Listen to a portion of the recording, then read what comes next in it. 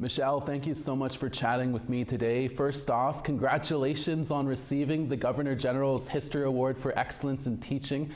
What was your reaction when you found out you were chosen for this award? I was very overwhelmed. When I work with my students, it's never really about the accolades. It's about students having authentic learning experiences. So to actually be nominated and then find out that you've won the award is kind of surreal. That's great. Can you talk to me about the important work you have been doing with your high school students to receive this award? You have been including local Indigenous elders and residential school survivors in the way that you teach for years. But I understand this latest project was a magazine? Yeah, we interviewed our local Katayak and knowledge carriers. My students were able to connect with their cookums, their mushums, aunties, uncles.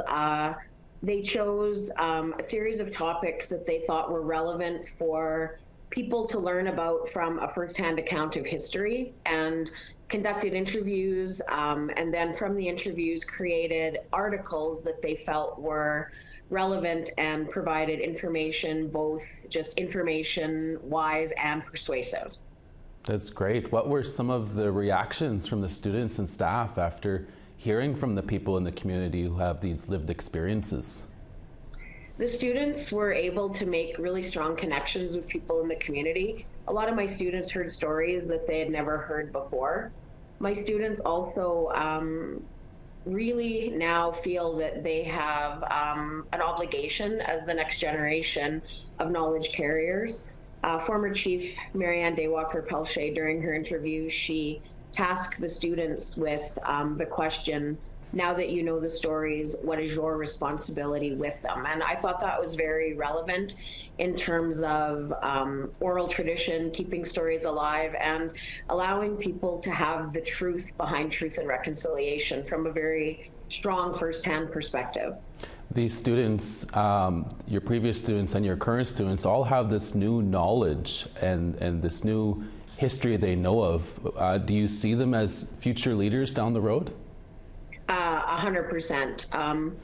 I feel that doing these projects and some of the other things that we do at our school allow students to have a strong opportunity to become critical thinkers, and also have knowledge that will allow them to dispel the stereotypes and to be able to make people understand that Indigenous people suffer from the intergenerational effects of residential schools.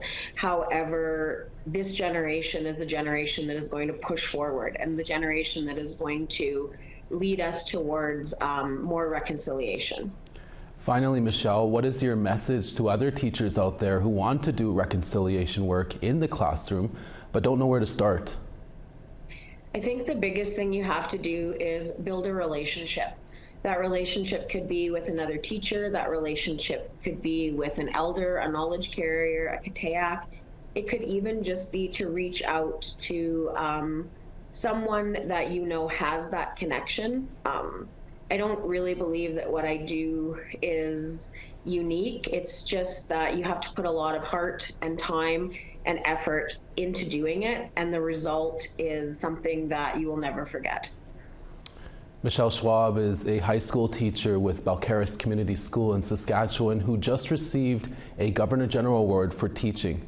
Thank you, Michele, for chatting with us. Thanks, Chris, and have a good day.